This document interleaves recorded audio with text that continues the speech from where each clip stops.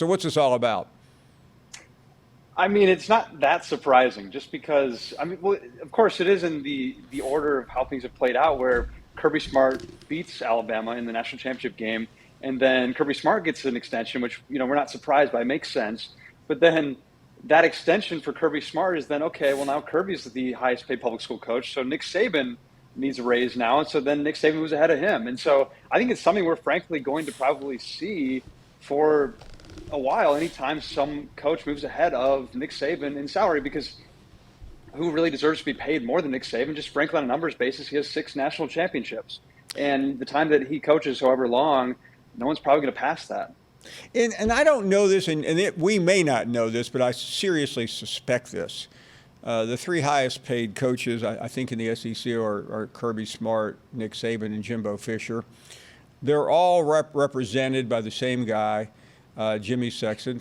You can't use the word monopoly when it comes to good business, but it does seem incestuous to a point, Nick, considering that I know in some of these contracts there are clauses that stipulate you have to be in the top 3 or whatever it is in the SEC or in college football. Do we know if that's really what's behind all this? Because the reason I ask you that is because Jimbo Fisher indicated to us a couple of weeks ago that he will get a raise now that Kirby Smart was the highest paid coach.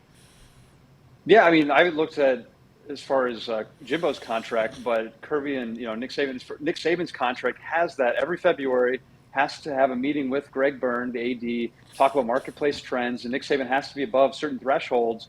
And now we of course, do not know what Lincoln Riley's number is or what even a Mario Cristobal number is at Miami, just because of private schools, and we don't have access to those records. But basically, we're probably going to be seeing this for a while just because he has to be above that certain number every year. And it talks, the end of this contract is what, 2030, is that right? It ends in February 2030, but it's the 2029 season. So I'm just trying to do the math. Saban turned 71, and that's what, 8 years away, 7 years away. So he would be close to 80 years old, which seems like not many coaches have ever gone that long. But I know with Nick Saban, are we allowed to doubt that he will serve to the end of the contract?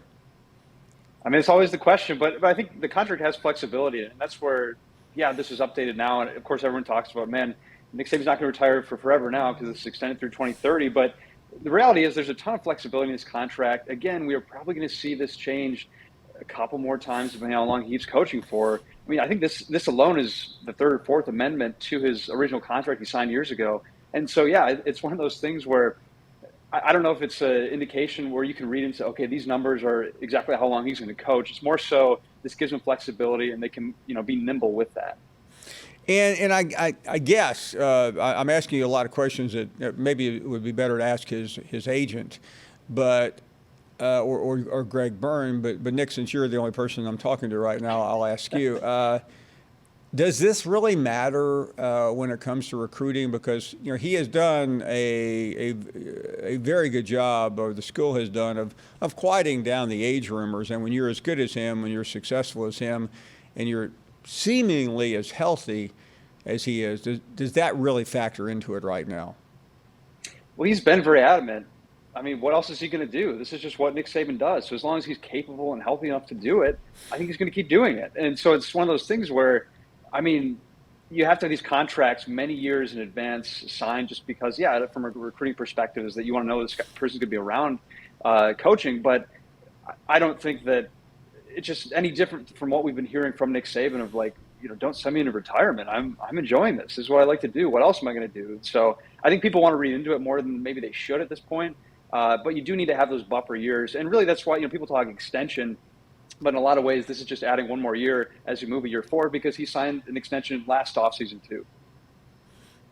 These are my words, not yours, but it really doesn't matter, does it? I mean, it depends on who you're asking, but a lot of college football fans, it seems to matter to them. Yeah, well. Thanks for watching ESPN on YouTube. For live streaming sports and premium content, subscribe to ESPN+.